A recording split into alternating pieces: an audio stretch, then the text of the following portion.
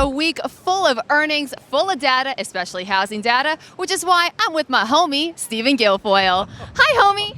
Hiya, homie. How are you? I'm good, thanks. Well, I thought it was an appropriate moniker considering all the housing data that we got this week. So what's behind the numbers, and what do you think about the latest print? Well, it's more than housing. It is a lot of macro we've seen here in September into October, which is better than what we saw in August. I'm not saying the economy's on fire, but it's not as bad as it was. All right, we saw two ISM numbers that were better in expansion, particularly in the service sector. As far as housing goes, the home builders seem to be optimistic. Housing starts disappointed somewhat, printed at really the lowest level of the year.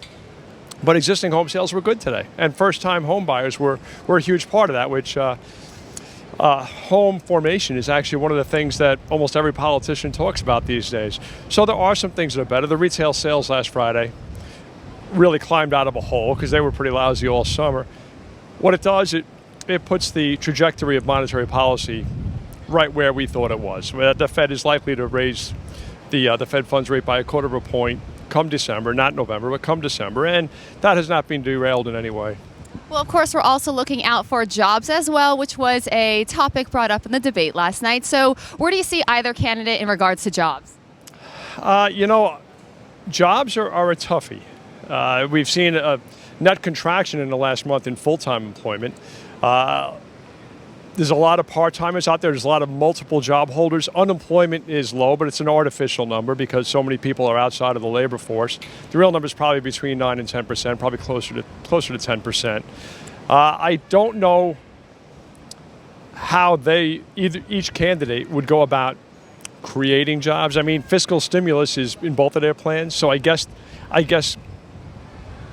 government hiring, or maybe, let's say, infrastructure. If Hillary Clinton wins, and it looks like she's going to win at this point, you're going to see the fiscal policy based on infrastructure more so than if Donald Trump wins. If he were to win, you'd still see some infrastructure building, but he would also go into defense more than she would.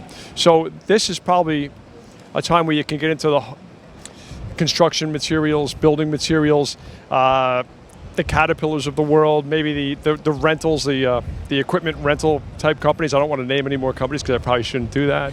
But that's probably where you want to go in that environment, because it's going to be a tough environment. And the whole ball game changes if, let's say, one party wins the Congress and the Senate as well as the presidency. If that were to happen, that would probably be a big negative for the marketplace. You would see a sell-off come early November.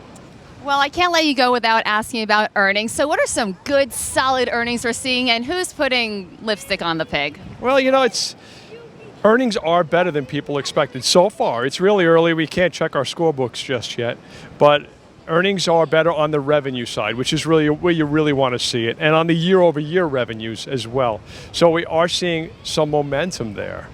That's part of how the market has really held up in the face of a stronger dollar. You've seen a stronger dollar last couple of days. I think the Dixie went out today around 98.30, which after Mario Draghi got done with his speech this morning, that just added some fire there, and it really did hurt oil prices, which hurt the energy sector, but not really the market overall. So, is the market standing on its own all of a sudden, based on earnings? I hope so, but what I just said is that about that stronger dollar means that the fourth quarter won't be as good as the third quarter if the dollar holds at this level, or let's say it becomes overvalued, because we're still 6 weeks to 2 months away from that Fed rate hike. Let's say yields get skewed. Let's say the dollar gets skewed here, and what if it approaches 100? What if the DXY approaches 100? Then the only place you're going to be able to hide is someplace with less currency exchange exposure, like small caps. Well, Stephen Guilfoyle, you're the best. Thank you so much for your insight. Oh, you're the best.